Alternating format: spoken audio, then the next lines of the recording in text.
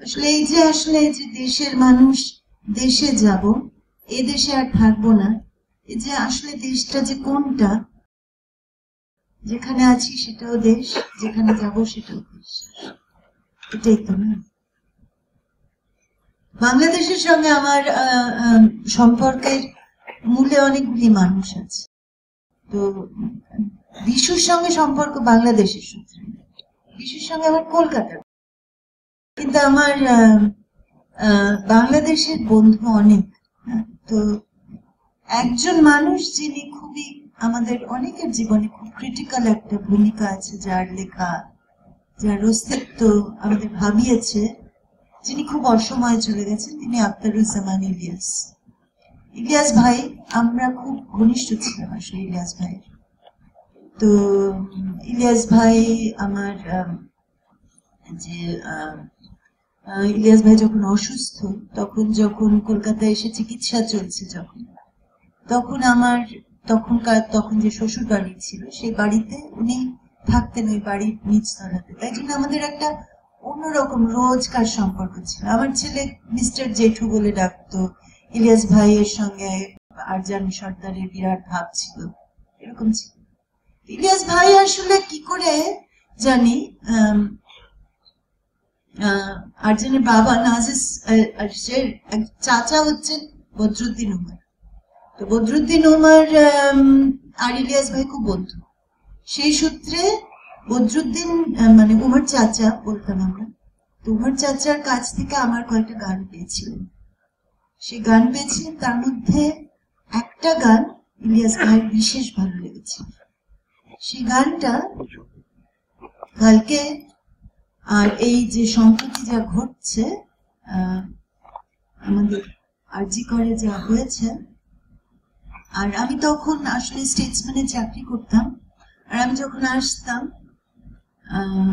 দিনে আমাদের তো শিফট ডিউটি হতো, মর্নিং, আফটারনুন, ইভিনিং আর নাইট, 3টে ডিউটি হতো। তো বিভিন্ন সময় আমি শহরটাকে দেখতে পেতাম, বিভিন্ন সময় মানুষকে যখন দেখতাম বিভিন্ন ভাবে দেখতাম শহরটাকে, নানা ভাবে দেখতাম, নানা ছবি দেখতে পেতাম শহরটা। আর এমনি ট্রামে করে যেতাম, অটোতে করে যেতাম, এলিয়ট রোড, এসব বিভিন্ন, আসলে কলকাতা যে কত বড় আর কত যে বিবিধ, আসলে কলকাতার মধ্যে যে আসলে কত টুকরো টুকরো কলকাতা আছে, এসব দেখতে দেখতে যেতাম।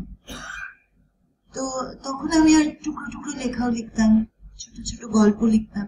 ওসব কোনোদিন কাউকে পড়াইনি, মানে বন্ধুরা ছাড়া, কিন্তু ওরকম লিখতাম আমি। তো এইসব মানুষেরা, এইসব চরিত্ররা এসে যেত আমার গল্পের ভিতরে, আর গানের মধ্যে তারপর আসতে শুরু করলাম। ইলিয়াস ভাইয়ের এই গানটা খুব ভালো লেগেছে।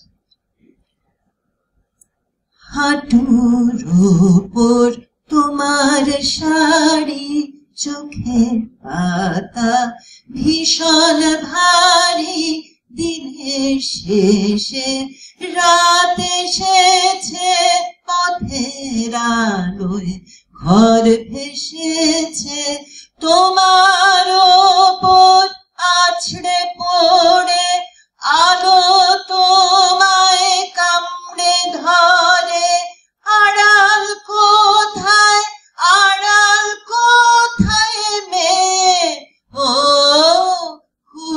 ফুটপাথের মেয়ে,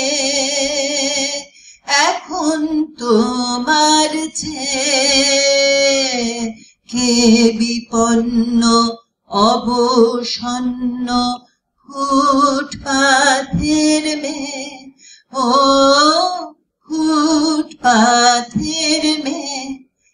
ব্যাপারটা হচ্ছে, তফাৎটাই যে পথের নিরাপত্তাহীনতা এখন ঘরের ভিতরে, আমাদের কর্মক্ষেত্রে, আমাদের স্কুল কলেজে, সর্বত্র নিরাপত্তাহীনতা। সেই নিরাপত্তাহীনতা এখন আসলে সর্বত্র। হাঁটুর ওপর তোমার শাড়ি, চোখের পাতা ভীষণ ভারী, দিনের শেষে রাত এসেছে, পথের আলোয় ঘর ভেসেছে, তোমার ওপর আছড়ে পড়ে আলো তোমায় কামড়ে ধরে, আড়াল কোথায়, আড়াল কোথায় মেয়ে, ও ফুটপাথের মেয়ে, এখন তোমার চেয়ে কে বিপন্ন অবসন্ন ফুটপাথের মেয়ে, ও ফুটপাথের মেয়ে।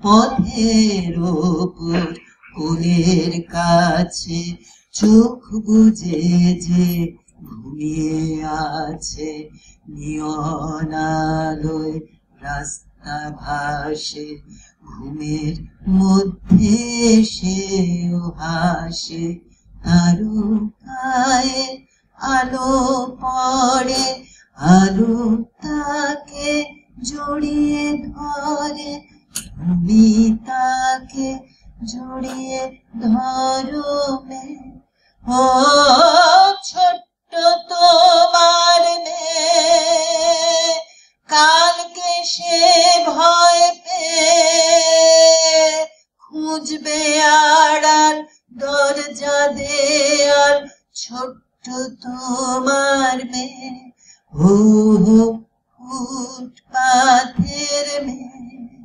সেদিন রাতে কাজে শেষে বাস স্টপে আমি দাঁড়াইয়ে, সে রাত হয়েছে তাড়াতাড়ি ফিরতে হবে আমায় বাড়ি, পথটা কেমন ফাঁকা ফাঁকা, কিছুই যেন যায় না দেখা, আলোর নিচে ঘুমিয়ে আছে কে, ওরা ফুটপাথের মেয়ে, এখন ওদের চেয়ে কে বিপন্ন অবসন্ন ফুটপাথের মেয়ে, মোরা ফুটপাথের মেয়ে, এখন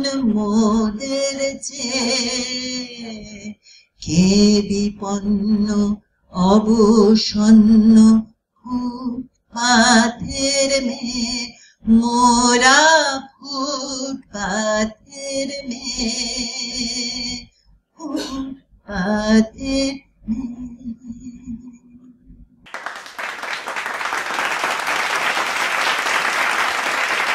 এখন মোদের চেয়ে কে বিপন্ন অবসন্ন ফুটপাথের মেয়ে, মোরা ফুটপাথের মেয়ে।